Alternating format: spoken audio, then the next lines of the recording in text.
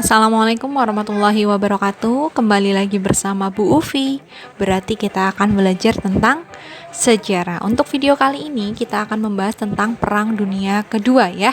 Melanjutkan pembahasan di video sebelumnya tentang negara totaliter. Nah, Perang Dunia ini adalah materi sejarah peminatan untuk kelas 11. Oke. Tentang lahirnya negara totaliter kita sudah bahas di video sebelumnya. Jadi yang belum menonton video sebelumnya tentang lahirnya negara totaliter, silahkan bisa disimak dulu videonya ya. Karena lahirnya negara totaliter itu nanti berkaitan dengan meletusnya Perang Dunia Kedua. Nah, untuk video kita kali ini kita akan membahas tentang latar belakang dari Perang Dunia Kedua, kemudian jalannya Perang Dunia Kedua dan dampak dari Perang Dunia Kedua ya. Jadi akan ada 3 pembahasan dalam video kita kali ini. Sudah siap?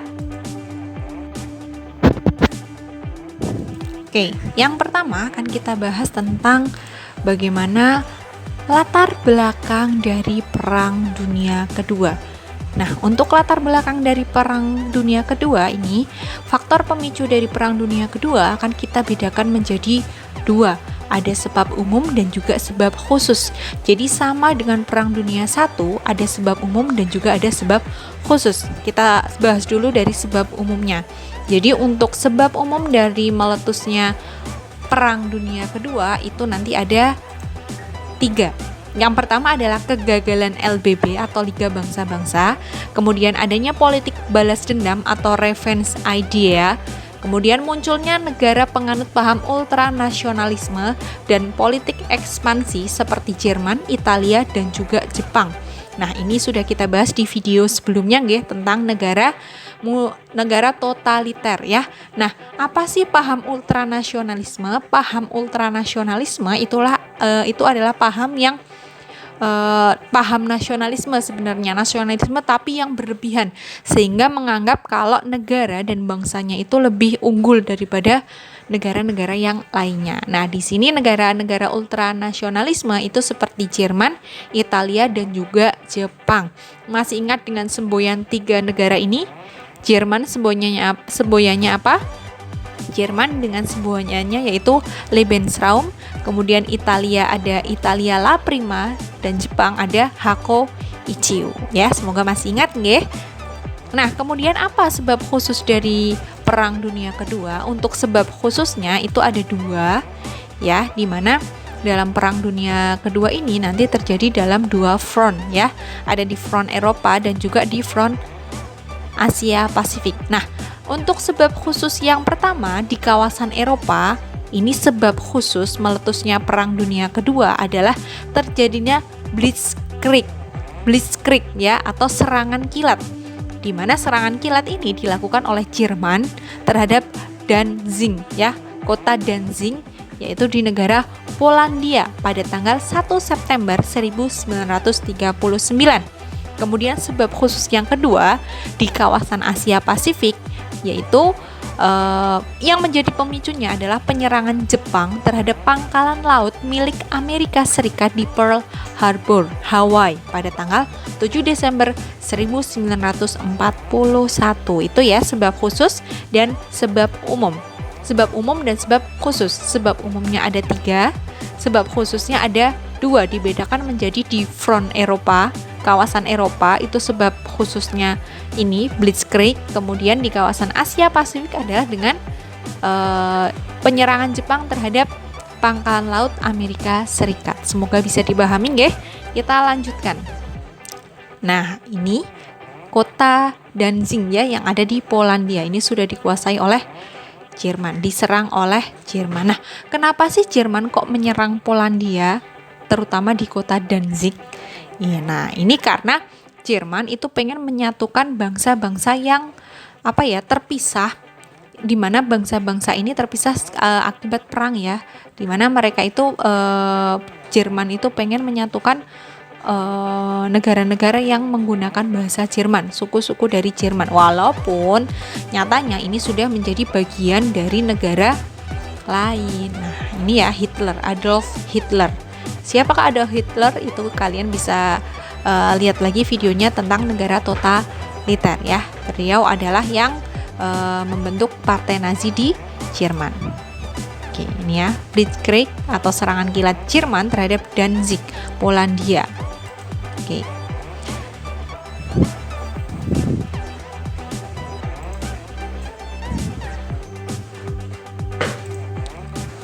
Nah, bagaimana sih jalannya Perang Dunia Kedua? Nah, jadi kita bahas dulu Perang Dunia Kedua ini antara siapa dengan siapa ya. Nah, untuk Perang Dunia Kedua ini terjadi antara blok poros dan blok sekutu. Ingat-ingat, Perang Dunia Kedua terjadi antara blok poros dan blok sekutu. Kalau di Perang Dunia I itu antara blok sentral dengan blok sekutu, kalau Perang Dunia Kedua itu antara blok poros dengan blok sekutu. Blok poros ini terdiri dari negara Jerman, Italia, dan juga Jepang ya. Tadi negara ultranasionalis ya. Kemudian blok sekutu ini terdiri dari Inggris, Prancis, Rusia, Amerika Serikat, dan juga RRC ya. Maaf, ini RRC dan juga Australia. Oke, sudah paham ya tentang dua blok ini, blok poros dan blok sekutu. Pokoknya diingat-ingat, blok poros itu selalu ada Jerman ya. Blok sentral itu juga Jerman. Nah, kalau blok sekutu diingat-ingat selalu ada Inggris, ada Prancis, ada Rusia, dan ada Amerika. Oke, kita lanjutkan tentang bagaimana jalannya Perang Dunia Kedua. Nah, untuk Perang Dunia Kedua ini nanti kita akan bagi menjadi 3 periode. Ada periode permulaan, kemudian periode titik balik, kemudian ada periode ketiga. Nah, periode permulaan ini terjadi antara tahun 1939 sampai 1942, di mana pada periode ini blok poros itu tadi siapa? Jerman, Italia, dan juga Jepang. Nah, blok poros ini meraih kemenangan atas blok sekutu, di mana hal ini dibuktikan dengan jatuhnya Prancis ke tangan Jerman pada tanggal 13 Juni 1940. Nah, kemudian yang kedua, Jerman membentuk blok poros Roma, Berlin, dan juga Tokyo ya. Ini ibu kota dari Italia, Jerman, dan juga Jepang pada tanggal 27 September 1940. Kemudian yang ketiga, Rusia ini juga mendapatkan serangan dari Jerman pada 22 Juni 1941. Dan yang keempat, Jepang menyerang pangkalan laut Amerika di Pearl Harbor pada 7 Desember 1941. Nah, jadi awalnya itu Amerika tidak mau terlibat secara langsung dalam Perang Dunia Kedua. Jadi Amerika hanya memberikan bantuan senjata kepada sekutu. Nah, tapi karena peristiwa ini di mana pangkalan lautnya Amerika di Pearl Harbor, Hawaii itu diserang Jepang, maka akhirnya Amerika memutuskan untuk ikut bergabung ke dalam blok sekutu melawan blok poros.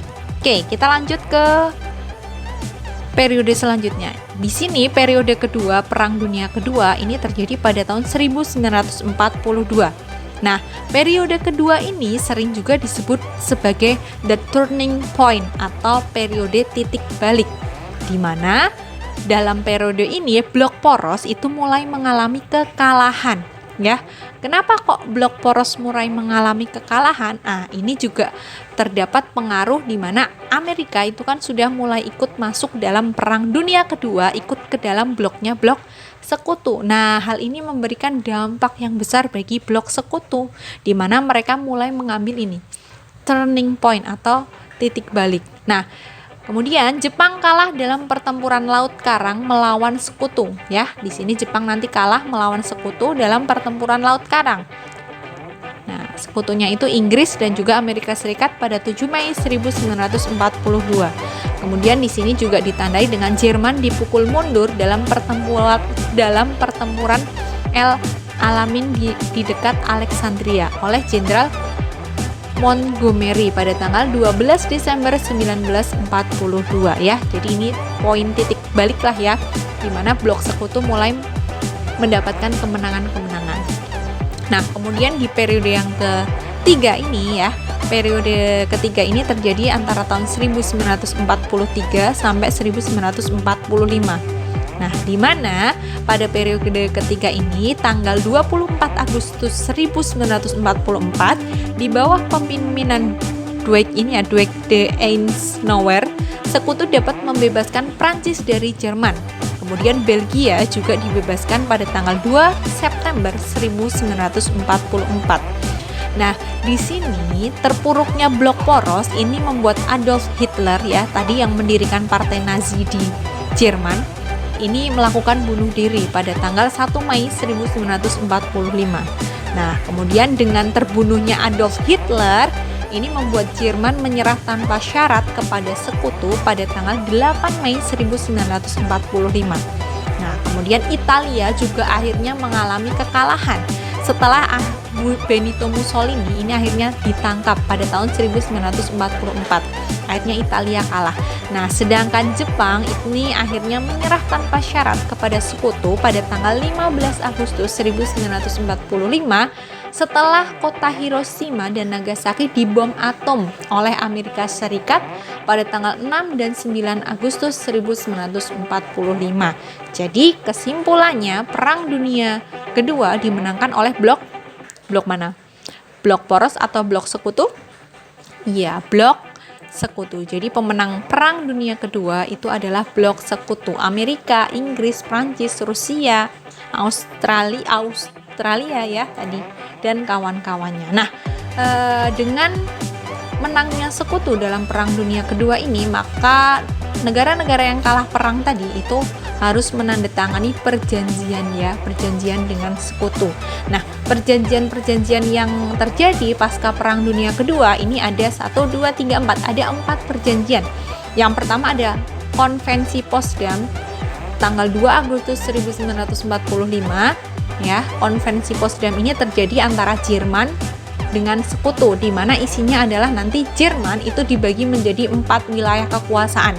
Nanti Jerman dibagi 4, dibagi menjadi miliknya Amerika, Prancis, Inggris, dan juga Rusia. Kemudian ada perjanjian antara Jepang dengan sekutu yang terjadi pada 2 September 1945. Kemudian perjanjian antara sekutu dan Austria pada tahun 1945 di Australia, dan perjanjian perdamaian antara sekutu dengan Italia yang terjadi di Paris pada tahun 1945. Itu jalannya dari Perang Dunia Kedua. Nah, kemudian apa sih dampak dari Perang Dunia Kedua? Tentunya dampaknya sangat besar ya, namanya juga Perang Dunia Kedua. Nah, untuk dampaknya akan kita bahas, ada dampak di bidang politik, di bidang ekonomi, dan juga di bidang sosial. Nah, untuk di bidang politiknya, ini dampaknya yang pertama adalah lahirnya dua kekuatan besar dengan ideologi yang berbeda. Nah, dua kekuatan besar dengan ideologi yang berbeda yaitu Amerika Serikat dan Uni Soviet ya. Amerika Serikat itu ideologinya adalah liberal, sedangkan Uni Soviet ini ideologinya adalah komunis.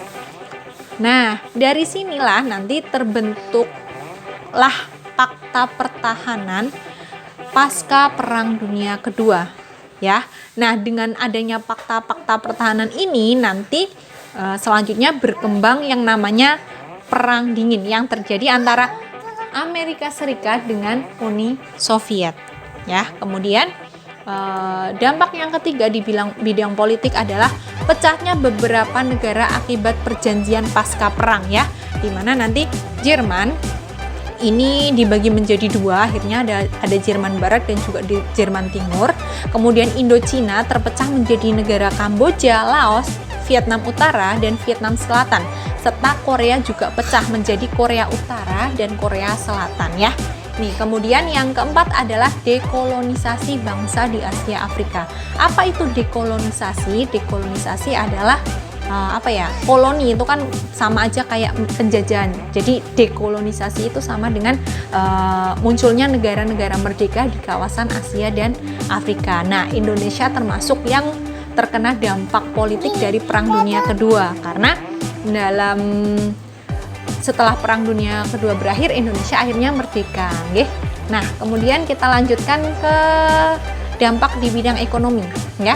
Untuk yang pertama, dampak di bidang ekonomi, yang pertama adalah Amerika Serikat melancarkan yang namanya Marshall Plan. Apa itu Marshall Plan? Marshall Plan adalah bantuan dari Amerika Serikat ya, bantuan ekonomi dan militer yang ditujukan untuk negara-negara di Eropa, khususnya untuk Eropa Barat.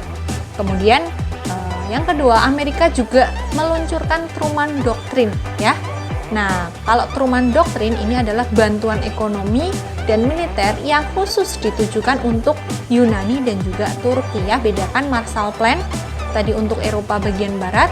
Kalau Truman Doctrine itu hanya untuk Yunani dan Turki. Nah, kemudian Uni Soviet juga meluncurkan yang namanya Molotov Plan ya. Jadi Uni Soviet sama Amerika Serikat setelah Perang Dunia Kedua berakhir itu menjadi negara yang saling bermusuhan ya. Terjadilah perang dingin Amerika Serikat dengan Uni Soviet. Makanya tidak mau kalah dari Amerika, Uni Soviet meluncurkan yang namanya Molotov Plan. Di mana Molotov Plan ini adalah program untuk menata kembali perekonomian negara di Eropa Timur. Nah, yang jelas di bidang ekonomi adalah dampak yang paling terasa adalah perekonomian di negara-negara Eropa itu hancur. Ya, kemudian lanjut yang terakhir di bidang sosial ya. Untuk di bidang sosial apa sih dampaknya? Yang pertama adalah karena perang itu kan yang pertama pasti menimbulkan kesengsaraan ya, banyak korban jiwa. Dan dari Perang Dunia Kedua inilah nanti akhirnya disepakati dibentuklah sebuah organisasi yaitu Perserikatan Bangsa-Bangsa atau disebut dengan PBB pada tahun 1945 yang sampai sekarang masih berdiri nggih PBB. Nah, itu tadi materi tentang Perang Dunia I. Kita sudah bahas tentang latar belakang, jalannya Perang Dunia Kedua dan dampak dari Perang Dunia. Oke, sekian dulu dari Bu Ufi, semoga bisa dipahami nggih. Kurang lebihnya Bu Ufi mohon maaf. Terima kasih. Oh ya, ini ada lagi. Nah, ini ya. Jadi ada quotes kita dari materi hari ini. Perangan akan tercatat dalam sejarah dan mungkin perjuangan menjaga perdamaian ini akan dilupakan sejarah. Tapi itu jauh lebih baik dari sebuah peperangan yang diingat sejarah. Sekian dari saya. Mohon maaf kalau banyak salahnya. Wassalamualaikum warahmatullahi wabarakatuh.